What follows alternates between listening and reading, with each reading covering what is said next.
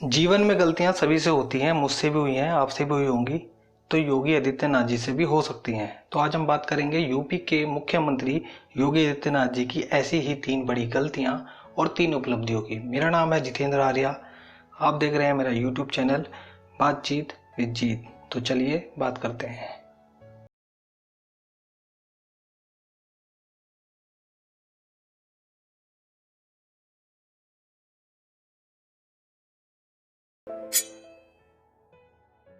तो आज हम बात कर रहे हैं योगी आदित्यनाथ जी की उपलब्धियों व गलतियों की। तो पहले हम बात करेंगे इनकी उपलब्धियों की। तो इनकी पहली उपलब्धि है ये, साधारण परिवार में जन्म लेने के बावजूद यूपी जैसे बड़े राज्य का मुख्यमंत्री बनना। जी हाँ, 5 जून 1972 को उत्तराखंड के पौड़ी गढ़वाल जिले में यमकेश्वर तहसील के पंचूर गांव के एक साधारण गढ़वाली परिवार में इनका जन्म हुआ था। इनके पिता एक फॉरेस्ट रेंजर थे।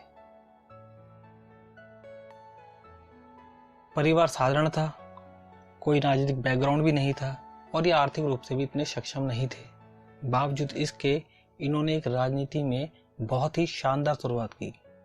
26 वर्ष की आयु में ये 12वीं लोकसभा के सबसे युवा सांसद चुने गए और वर्तमान में ये यूपी के मुख्यमंत्री हैं। तो मेरी नज़र में ये एक बहुत बड़ी उपलब्धि है। अब बात करेंगे इनकी दूसरी बड़ी उपलब्धि की, जो कि है ये, भारतीय जनता पार्टी के एक लोकप्रिय व मजबूत नेता के रूप में उभर कर आना। भारतीय जनता पार्टी में प्रधानमंत्री नरेंद्र मोदी के बाद जनता सबसे ज्यादा जिस नेता को पसंद करती है वो है योगी आदित्यनाथ। अपनी मजबूत व साफ सुथरी छवि की वजह से ये जनता के बीच खासा लोकप्रिय है। मुख्यमंत्री के पद पर रहते हुए भी साधारण रहन सहन और एक मजबूत और कठोर निर्णय लेने वाले मुख्यमंत्री की इनकी छवि जनता को खासा प्रभावित करती है। यही वजह है कि लोग इन्हें काफ़ी पसंद करते हैं। कुछ लोग तो ये तक मानते हैं कि ये भावी प्रधानमंत्री के प्रबल दावेदार हैं। मेरी नज़र में यह इनकी एक दूसरी बड़ी उपलब्धि है। अब बात करेंगे इनकी तीसरी बड़ी उपलब्धि की, जो कि है ये, यूपी के लॉ एंड ऑर्डर को मजबूत करना। योगी सरकार ने यूपी की कानून व्यवस्था को मजबूत किया है, इसमें कोई शक नहीं है।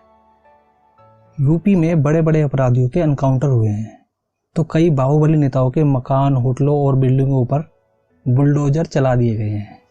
योगी सरकार के आने से पहले यूपी पुलिस की छवि कुछ खास अच्छी नहीं थी, परंतु योगी सरकार के आने के बाद यूपी की पुलिस की छवि में सुधार हुआ है, अपराध कम हुए हैं, जनता ऐसा मानती है। तो मुझे लगता है ये योगी सरकार की तीसरी बड़ी उपलब्धि है।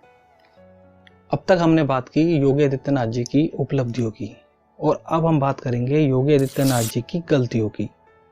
तो इनकी पहली गलती है ये, कट्टर हिंदू सोच। योगी आदित्यनाथ जी की जो छवि है वो एक कट्टर हिंदू नेता की है। इससे एक खास वर्ग तो इन्हें पसंद करता है, पर कुछ खास वर्गों को ये पसंद नहीं आते हैं। आप इनके भाषणों को सुनेंगे, इनके विचारों को जानेंगे, तो आप पाएंगे कि ये हिंदू सोच से कुछ खासा ही प्रभावित हैं। नमस्कार सर, मेरा सवाल है आपसे। आपने होली मनाई, आपने दिवाली भी मनाई, पर आपसे जब पूछा गया कि क्या आप ईद भी मनाएंगे तो आपने मना कर दिया। क्या हम ये मान लें कि आप हिंदुओं के नेता हैं? अगर आपने इतने कैंडिडेट्स अभी तक घोषित किए हैं, मगर मुसलमान कोई भी कैंडिडेट आपने घोषित अभी तक नहीं किया है। देखिए, तो आपसे मैं ये जानना चाहता हूं कि योगी आदित्यनाथ का मुसलमानों से क्या रिश्ता है? मेरा वही रिश्ता उनके साथ में है जो उनका रिश्ता मुझसे है। एक लोकतांत्रिक पद पर बैठे हुए व्यक्ति की सोच का इतना कट्टर होना मेरी नज़र में एक कमी है, एक गलती है। ये सारे प्रदेश के नेता हैं और सारे प्रदेश में सभी वर्ग आते हैं, इनको सभी को साथ लेकर चलना है। तो इस सोच के साथ सबका विकास कर पाना थोड़ा कठिन है। तो मुझे लगता है इनकी ऐसी कट्टर सोच इनकी एक बड़ी गलती है। अब बात करेंगे योगी आदित्यनाथ जी की दूसरी बड़ी गलती की, और इनकी दूसरी बड़ी गलती है ये, आवारा पशुओं की समस्या को सही से हैंडल न कर पाना। यूपी जैसे बड़े प्रदेश में एक बहुत बड़ा वर्ग किसान का है। किसान सारा साल कड़ी मेहनत करता है, फसल उगाता है और यदि उस फसल को आवारा पशु चट कर जाएं तो किसान के दुख की कोई सीमा नहीं होती है। यूपी के सीतापुर में 12 साल का सचिन आवारा पशुओं को अपने खेत से भगाने के लिए अपनी जान की बाजी लगाए हुए हैं। अकेले लगभग 20 से ज्यादा पशुओं के पीछे भाग रहा है। अगर चूक गया तो ये जानवर इसके पिता द्वारा खून पसीना बहाकर उगाई गई फसल को चर डालेंगे। फसल को आवारा जानवरों से बचाने के लिए किसानों को सर्द रातों में जागना पड़ रहा है। यूपी में पिछले 3 सालों से आवारा पशुओं की समस्या एक गंभीर समस्या बनकर उभरी है। योगी सरकार ने गौ हत्या को बैन कर दिया है, बहुत अच्छा किया है, परंतु उनके लिए गौशाला का जो प्रबंध है वो सही नहीं है और जो गौशाला इस वक्त चल भी रही है उनकी हालत बड़ी बुरी स्थिति में है। किसान और पशु दोनों परेशान हैं। किसान पशुओं से परेशान है और पशु चारा ना मिलने से परेशान है। योगी जी इस समस्या को सही से हल नहीं कर पाए हैं, तो मुझे लगता है योगी जी की ये एक दूसरी बड़ी गलती है।